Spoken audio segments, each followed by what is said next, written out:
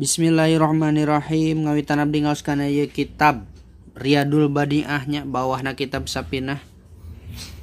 Hanapeun kitab Sapinah teh aya kitab coretan-coretanan ieu kitab Riyadul Badi'ah ieu teh namina. Bismillahirrahmanirrahim. Ngawitan abdi ngaoskan kitab Riyadul Badi'ah kalawan nyebat jeung Allah sifatna Allah Rahmani anu maparimat ageung di dunia sareng di akhirat, sifatna Allah Ar-Rahimi anu mapari nikmat alit di akhirat tungkul.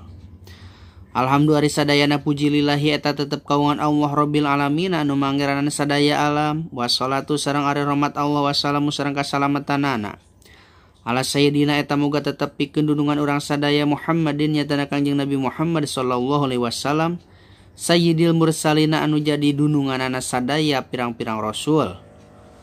Wa ala ali sareng muga tetep ka keluargina Kangjeng Nabi wasobi sareng ka para sahabatna Kangjeng Nabi ajmaina tegasna kasadayana. Wa tabiina sareng ka pirang-pirang pengikutna Kangjeng Nabi lahum eta tetep pikeun anu kabeh bi ihsanin ari pirang-pirang kasayan ila yaumiddin dugikeun ka poe kiamah. Amma ba'du dina saparantosna maca bismillah alhamdulillah shalawat sinareng salam ka Kangjeng Nabi pahadza tah ari ieu mukhtasarun eta hiji ringkesan pi usuli dini dina mertelakeun masalah agama wa jumlatun jeung jumlahan min furu'ihi tina pirang-pirang cabangna agama. Ala madhabi Imam Syafi'i bari netepan kana madhabna Imam Syafi'i radhiyallahu anhu radhiya muga-muga mikarido sa Allah Gusti Allah anhu kaya Imam Syafi'i sama itu ngangaranan kuring cek musonib hu kana ieu kitab Riyadul Badi'ah ta kana ngaran kitab Riyadul Badi'ah pi usuluddin dina martelakeun asal pokona agama wa ba'di furu'i syariati jeung dina martelakeun sawarehna pirang-pirang cabangna syariat. Rojian bari ngarep-ngarep minallahi ta'ala ti Gusti Allah ta'ala ayan pa'akana yen muga ngamangpaatkeun Gusti Allah bihi kana ieu kitab.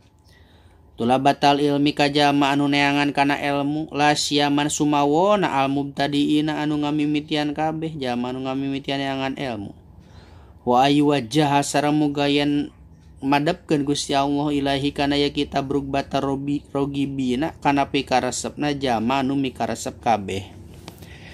I'lam kudunya ho anjeun anahu sanyanyana tingkah jeung kalakuan yajibu eta wajib ala kulli syahsin kasaban-saban jalma minal mukallafina anu tetep ieu jalma teh ti pirang-pirang jalma anu mukallaf teh anu balik anu boga akal anu hideung walau kana jeung sok sanajan bukti ieu mukallafna rokikon eta abid atawa budak. Abid zaman baheula mah geus eueuh abid teh nya budak teh. Wajib naon atu ajengan aya ripa eta yen wajib nganyahokeun ieu si jalma arkanal islami kana pirang-pirang rukun Islam wal imani jeung pirang-pirang rukun iman. Parkanu islami tuluy ari pirang-pirang rukun Islam khamsatun eta aya 5. Anta syahada tegasna kahiji kudu nyaksi anjeun an kana sanyanyana tingkah jeung kalakuan la ilaha eta henteu aya di pangeran anu wajib diibadahan ilallahu angin Gusti Allah wa anna Muhammadan jeung sanyanyana Kangjeng Nabi Muhammad Rasulullah eta utusan Allah. Rasulullah eta utusan Allah. Wa taqimus sholati sareng ngadegkeun kana salat wa tu'taz zakati sareng ngaluarkeun kana zakat. Wa tasumu Ramadana sareng puasa dina bulan Ramadan wa tuhijjul baiti sareng munggah haji ka Baitullah.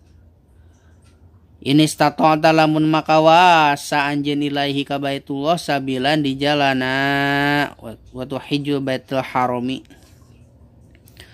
Warkanul imani jeung ari pirang-pirang rukun iman sitatun eta aya genep antu mina tegasna kahiji kudu percaya anjeun billahi ka Gusti Allah. Wa malaikati jeung percaya ka pirang-pirang malaikatna Allah wa kutubi jeung percaya kana pirang-pirang kitabna Allah. Wa rusulihi jeung kana pirang-pirang utusan Allah wa yaumil akhir jeung kana percaya kana ayana poe kiamat. Wabil qadari jeung percaya kana qadar khairi tegasna alusna itu qadar wasyarhi jeung gorengna ieu qadar. Wa yajibu alaihi aidon wallahu alam bissawab.